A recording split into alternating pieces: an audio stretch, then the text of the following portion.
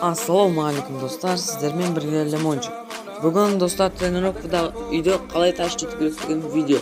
Бұл видеода қазір мен қажет заттарды алайын, дегл, сковородка, 8 винчестер дегенді алайын. Осы үйде таш жету оңай, әрі сіздерге қиын соқпайды деген ойдамын. Тек қана таш жету емес, мен қорғауда түсіретін боламын. Қазір заттардың бәрін аламыз. Бізге қажеті стенка немесе адамның мүсіні қажет болады. Себебі адамның мүсіні бір жерге қою керек болады. Енді бұдан қанша алам десеңіз де өздеріңіз білесіздер, себебі енді ол ешкімге артықтық етпейді.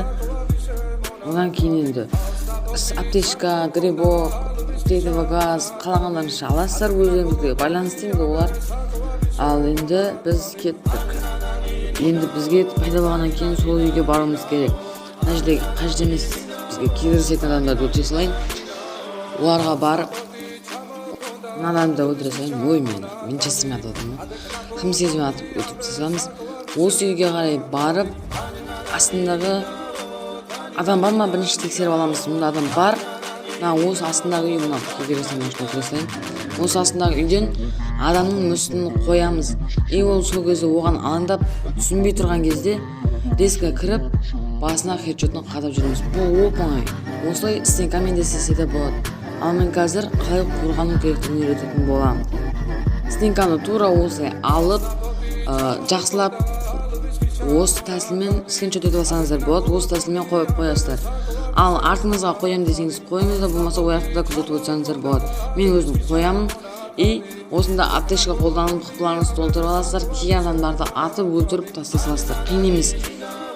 Артта адамдар осылай стенканы жарып келеді. Стенка қайтадан қоям десеңіздер қойыңыздар, болмаса мен сияқты өлтіре салыңыздар. Бірақ артынан адам болса, ол да сіздерді өлтіріп салуы мүмкін мен сияқты. Ал стенкада қалай таш ету керектігі былай. Астан тура осылай қиғашынан қоямыз. Резко сол кезде барамыз, себебі ол кезде күтіп алайын деп тұрған еді. Біз кіріп атып бастаймыз.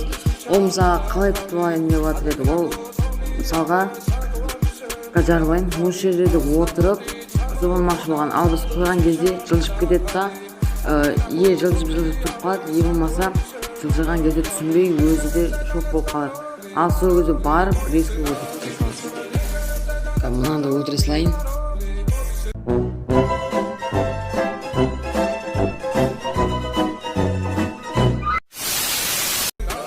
Қараңыздар, стенканы тура осылай қоямыз. Резко барамыз да шығып, ананы атып өлтіріп тастай саламыз да. Если стенканың астында адам болса, оны жатып атып өлтіре саламыз. Оп-оңай.